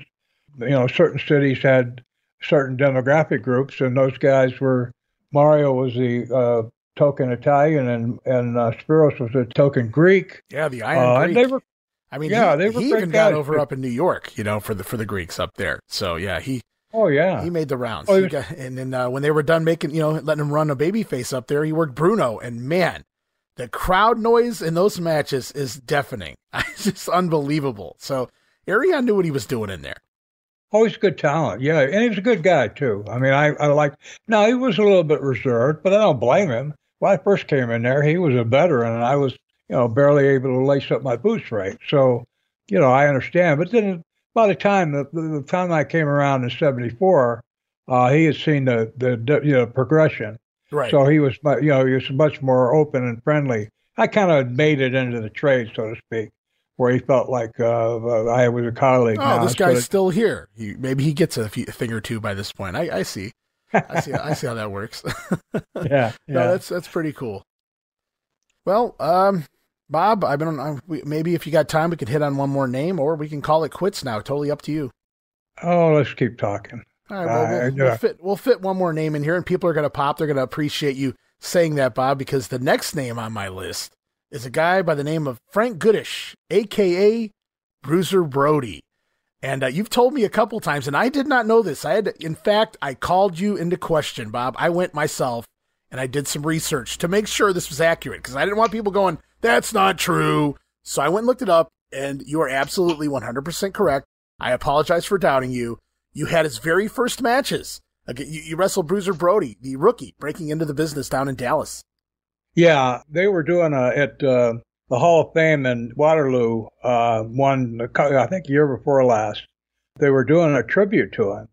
And I went in there. Stan Hansen had been his partner in Japan. Mm-hmm. Those guys they were big draws over there.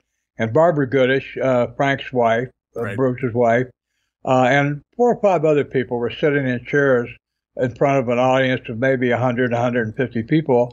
And my 2 boys were with me that year, and 3 of us went in there and were watching the presentation, and they said a bunch of nice things about Frank. And you know, I thought it was good to mention. And I had a reason I wanted to mention it.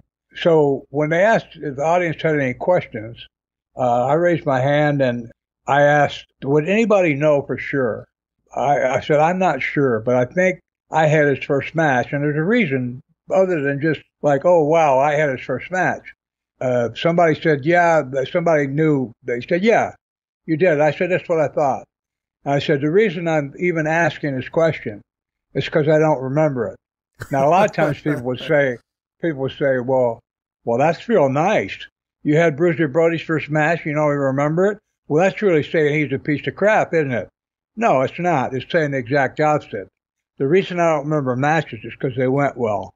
They went well. I remember the matches that stunk. I remember the matches where somebody got hurt.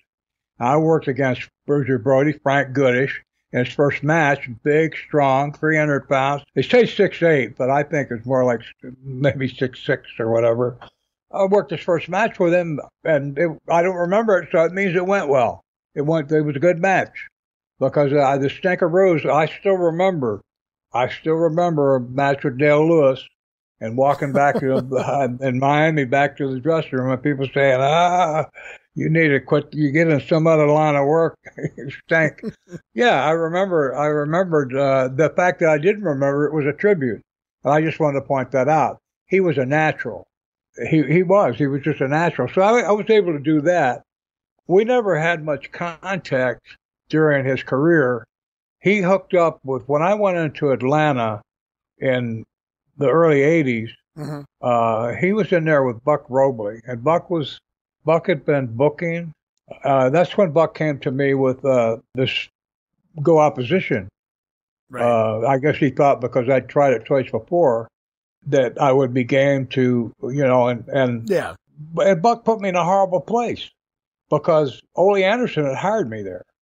And Ole Anderson was paying me a very good salary to be there, so I had a guaranteed income. I was there to help in the office. And then Buck comes to me and says, hey, we're going to try to take this from him. Why don't you join us?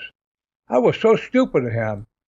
Was it you I told about one way to keep something secret is not tell anybody about it? Yeah, that was. Yeah. And I told Buck, I said, man, I wish you hadn't asked me that. And so I told Ole. I said, you're about to have a takeover here. Now, a lot of guys might want to say, well, you're a stooge. No, I respected Ole.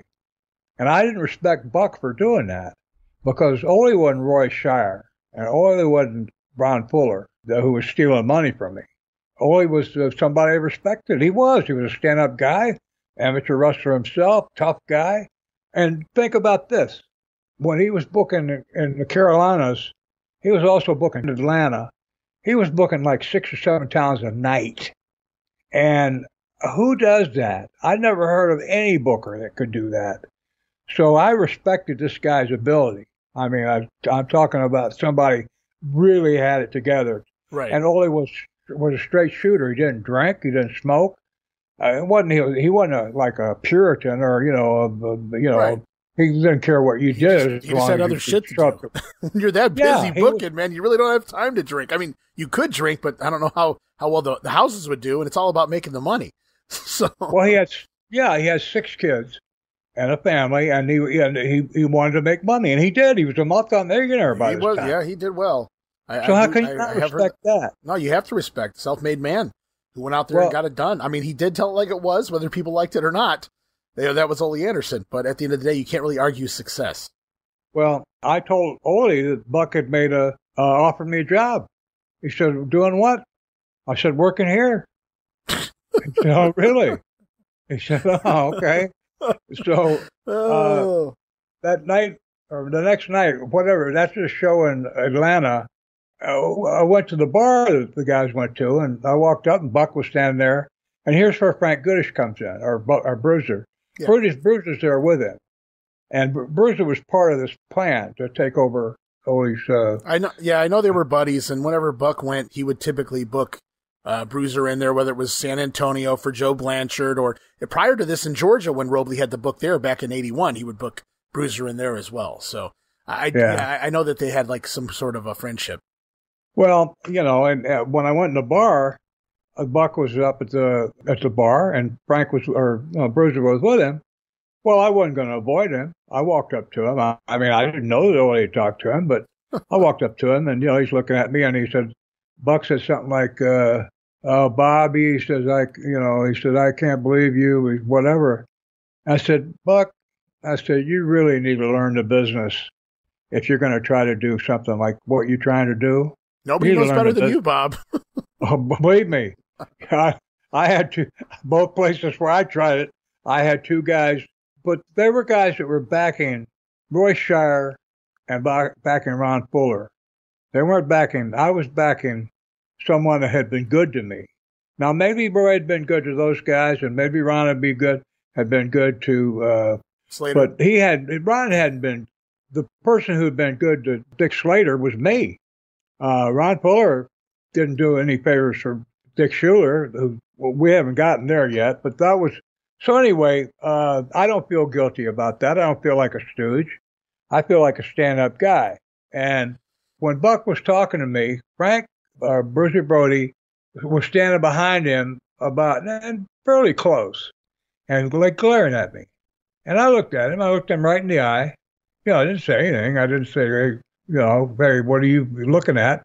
I just looked at him and then looked back at Buck. I said, you really, Buck, you really need to learn the business. You're going to be trying to do what you're trying to do. And what I should have said is, man, you don't tell anybody till you get it done. But sure. But and I don't know how Goodish might never had any use for me after that. I don't know. However, for a guy that showed such blatant disregard for promoters, right? As he did, and I admired it. I admired the heck out of the guy. He did what I wish I could have done. I didn't have the talent he did. I didn't have that kind of, that wild man, that size, that look, and all that. And if he didn't like shit, he just packed up and left. He didn't need it. Go back to Japan and make all the money in the world. Yeah, and the problems he had, I mean, he would hurt guys. He'd be in matches with people, and sometimes they were afraid of him, or, they believed his shtick, and they would, and sometimes he just got ignorant, like with Luger. In one match, he just stopped. He just wouldn't do anything. It's like the film stops, or the movie, except only stops for one guy. Everybody else is still playing their part. Right. And it really stands out. So, yeah, he was really wrong on that one, because it didn't just embarrass Luger.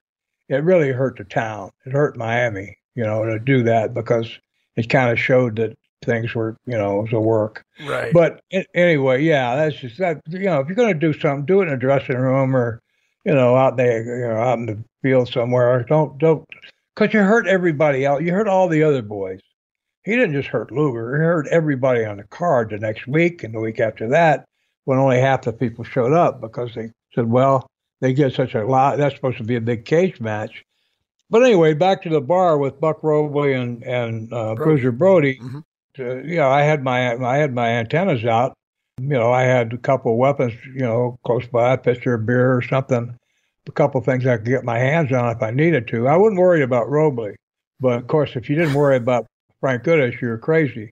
But I also knew he wasn't an animal. He was a smart guy. Yeah, I think a lot of people don't realize, before he was a wrestler, he was a sports writer.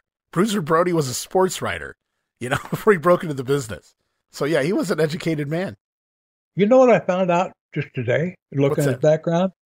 He was all-state in football and basketball at Warren High School here in Michigan. Oh, is that so? Not far from Lansing. Yeah. Oh, okay. See, I knew he went to West Texas, but I didn't know where he went to high school. Yeah, he migrated there from here. Yeah. Okay. So. Wow. Okay, yeah, I never knew that either. I didn't either until today. I thought, well, my God, he grew up right around the corner from where I went to school. Wow. But yeah, he was a good guy, and I don't blame him for being upset with me. But I had learned by that time that if you were going to make it in the wrestling business the way it was, and the reason why wasn't because of anything to do except the wrestlers themselves. What Buck was going to find out if he did have success was that 99 out of every 100 wrestlers in the business was going to all of a sudden quit talking to him. He was going to find out the same thing that happened to us. And the other thing was, he didn't have any TV. Ole had the TV. I was Robley going to take over, get Ted Turner to accept him as opposed to Ole. Yeah. Well, Robley, that was kind of the last of Robley's real big runs there, as far as booking and things like that go. As far as he might have went back to, I don't know what year that would have been. Because I know it's there. All you have to do is go look it up. You've talked about wrestling data in the past. You can see right about when that was, when Robley and Brody were in there with you in Georgia. And you can see how they just disappear right after that conversation as well, right off the roster abruptly. But, I've been reviewing Mid-South, Bill Watts' Mid-South in 1986 on one of my other shows. And there were some interesting local promos, commercials during the early part of 86. Robley on the TV doing commercials for his own wrestling promotion, running against Bill Watts in Louisiana. And, needless to say that it lasted, just a few months. He did have a bunch of names, mostly names that I thought had retired by that point. Now, whether they actually showed up on those cards, I have no idea.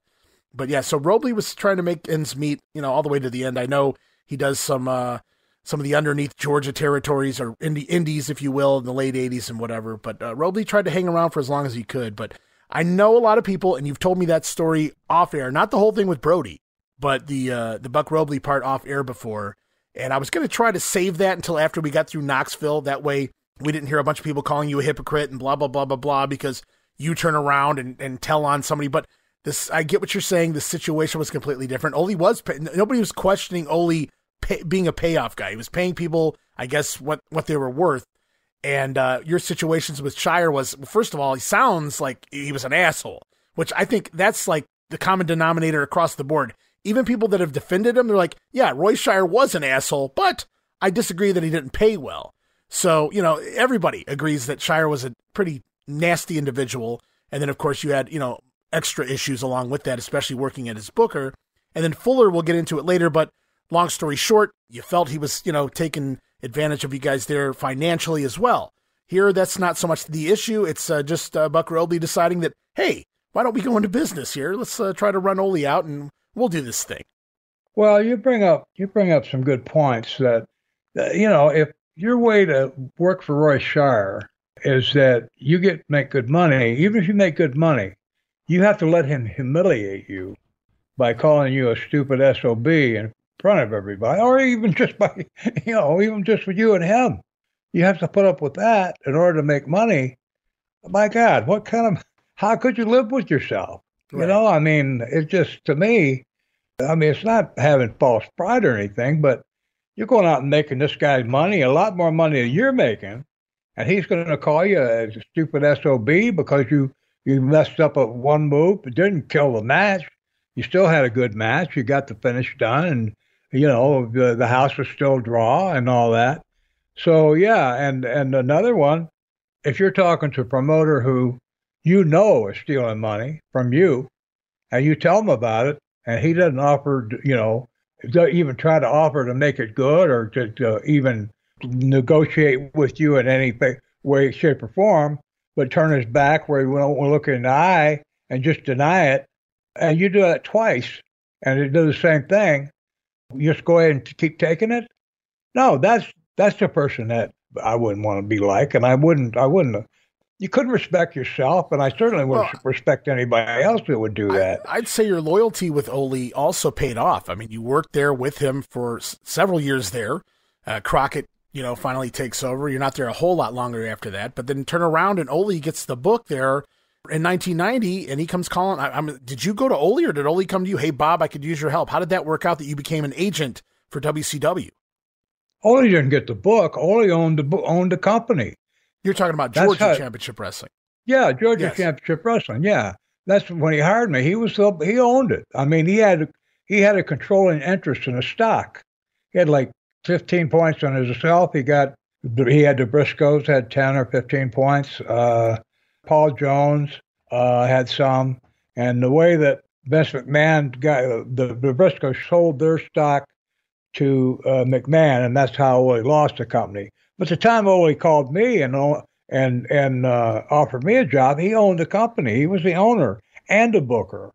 So you talk about a guy that's been successful. Here he's not only one of the top bookers, but he owns one of the, it's the only company at the time that had cable TV, right, that went all over the world. So yeah, and this is a guy that I'm doing me the compliment of hiring me to come work with him. And I'm going to take Buck's offer to go opposition to him for NO? No, you're mine. So my other question was, when you were hired as an agent for WCW, was that Ole too? Was he the one that called you? Or okay, I was just curious if you heard that Ole was in charge and you said, no, man, I'd like to slide. So Ole, okay, so even those years later, your loyalty paid off. And I'm not saying Ole gave you a job because you ratted out Buck Robley. I'm sure that was a blip on his radar. Somewhere, years ago. But yeah, that's really cool that he respected you and he knew that he could trust you, so he comes calling. It's like, hey man, I'm back in charge here for Turner. Come on up or come on down. Yeah. Well, like we talked about in the past, I talked about with Eddie Graham and losing my respect for him because the things that he revealed about himself, I never saw that with Ole. He saw it from the shoulder and he said what he thought. And if you didn't like it, well, it's too bad. You fight him or whatever. And I saw him, man. This guy had guts too. I saw him he went into situations that I would have been very, very hesitant to go in by myself. He insisted on going into them by himself and telling 2 or 3 people, well, you guys want to kick my butt? Okay, let's go ahead. You try. Yeah. But I'm going to hurt at least one of you, maybe all of you. And they'd all back right up. Now he also had the ability of being able to fire them too, so that was a big help. But I respected the guy, and he was real. Eddie Graham was a con man. Ron Fuller, sorry Ron, but you're not a Ole Anderson. Ole was a real guy. He was he was smart. He didn't have to steal to make money. He earned it. He made himself a multimillionaire. If the guy hadn't gotten sick, he got cerebral palsy or something. That's just ruined it. It just took the last part of his life. But when he was burning on all cylinders, he was by far, in my mind, the most successful. Other than Vince McMahon, he was more successful in my mind than Vern Gagne, than even. I don't know about over there in the Carolinas, the Crockett. I don't know, maybe Jim Crockett Sr. No, if you had TBS, you could run. The Crockett's could only run in the Carolinas or wherever their territory was. Ole could run with TBS. We could have run anywhere in the country, right? Which they did. They did later on when Turner bought it. But yeah, just real quick, Bob, before people start correcting us online and whatnot. Actually, I think Ole wound up being diagnosed with MS, multiple sclerosis. Okay. I just wanted to clarify that because people love to jump on things when we say anything inaccurate here, even if we're just, hypothesizing with Bobby Shane, or in this instance where you said cerebral palsy. So I just wanted to clear that up real quick. But yeah, I just, you're exactly right, because the strategy there is, if they say one thing wrong, then everything's suspect. Right. Even though we heard 7 hours of absolute truth, he said cerebral palsy. Well, yeah, he said the wrong diagnosis, the wrong disease. So I want to say another one. I talked on a past program about taking my parents to a concert in Lakeland, Florida, for Kenny Rogers. It wasn't Kenny Rogers. My dad was a big Charlie Daniels fan. Oh, okay. And it was a Charlie Daniels concert that we went to. We had to get that straight too. Well, when I listened to the tape we made, I said, "Wait a minute! It wasn't, it was Charlie Daniels we were going to see." So I don't want somebody to say, "Hey, I checked, and Kenny Rogers never played in Lakeland, and right? The lying bastard, you."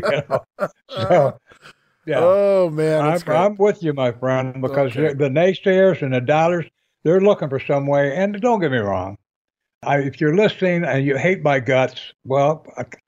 Go ahead and hate me, but keep listening. There you go. So yeah, we're doing the best we can.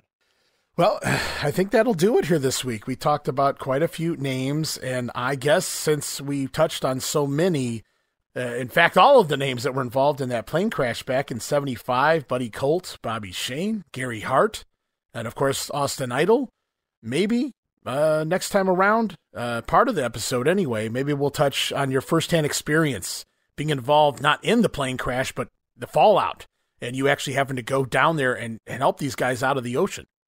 Yeah, and the reports, I was doing some research myself, and the reports I read about what happened don't jive with what I saw. Now, to go back to firsthand experience. The parts that happened after I got there, I can attest to that. Right. And from what I saw, I can also attest to some of the things that supposedly happened before I got there that they couldn't have happened. But we'll see. Well, there's been various stories. There's news stories. There's Gary Hart's book, which is, let's just say there's probably some embellishments there, even to the point where Austin Idol, when he had a podcast, kind of corrected Gary, said, well, if that really did happen to me, what a great story that would be. But Austin Idol kind of downplayed the injuries that he had compared to what Gary said in his book. So it's going to be interesting to hear your take, what you remember, what you saw. And of course, we will kind of go along with some of the news stories as well and see what you can verify and what maybe took place before you got there. But just knowing you were there and you grabbed these guys and helped them out of the water when there were sharks, getting ready to possibly pounce there pretty quickly, a lot of blood in the water there. Yeah, it's going to be I don't want to call it a fun trip because there's nothing fun about the story. But it's going to be an interesting time, certainly intriguing to hear it from your point of view, and I'm looking forward to that. I got another question for you, but I'm going to save that for next week. I'm not even going to spill it here this week on the show, but it's another interesting story that I'm getting tired of listening to on Facebook. I feel like there's some inaccuracies involved. It doesn't, I'll name the person it involves, and you probably know where I'm going with this. There's a guy by the name of Dick Slater, and I keep getting told about this situation that you had with Dick Slater, perhaps in a bar somewhere. And we'll get to it next week, because I'm sick of getting the questions. This way, it's out of the way, and I can point to that episode moving forward instead of going on and on about it on Facebook. But yeah, we're going to definitely discuss the plane crash, and maybe at the top of the show, we'll get the Dick Slater story out of the way as well. Well, that's, Ray, I'm reflecting while you were talking. I was do two things at once. One thing I pictured that just came to mind when you talked about pulling the guys out of the water with sharks around. That night, just an addendum here to the story. When they went looking for Bobby Shane, probably took an hour for them to get a boat out there to look for Bobby Shane. But when they did, they couldn't even send divers down to the plane because there were too many sharks around it. And Bobby wasn't bleeding. So let's go back to the four guys that pulled out of the water. Mike McCord, a.k.a. Austin Idol, has got a big toe that's bleeding copiously. Gary Hart's got the head bleeds like crazy because of all the vascularity of the veins and everything that feed the brain. And his head was busted open in 4 or 5 spots. He went through the top of a plane that landed upside down, and he fell through the top of the plane to hit the bottom of Tampa Bay. And so his head was busted open. He's bleeding copiously. Now, they've come up to the seawall, and they're trying to get up on the seawall, and they can't make it, but they're kicking frantically their legs, trying to stay. First of all, they still got their clothes on. They're trying to stay afloat and not drown. So they're splashing and kicking, and they're at the seawall where they can't go any further. And while they're there, they're bleeding all the time, and the blood is getting thicker and thicker all around them. And here come the sharks. So how long, well, let's put it this way. Within, a minute after pulling them out, I got close to the water to see if I could see anything about Shane. And a hammerhead, I don't know exactly how long. It had to be 10 feet at least. But the hammer was about 4 feet wide. So, it was a humongous shark. Came up out of the water and stuck one of its eyes up, looking to see if he could find out where all that blood was coming from. When Gary Hart saw it, he screamed like like somebody had just pulled his left foot off, and crawled away from the side of the water there as fast as he could. So being there when I did was very, very, very fortunate for those guys.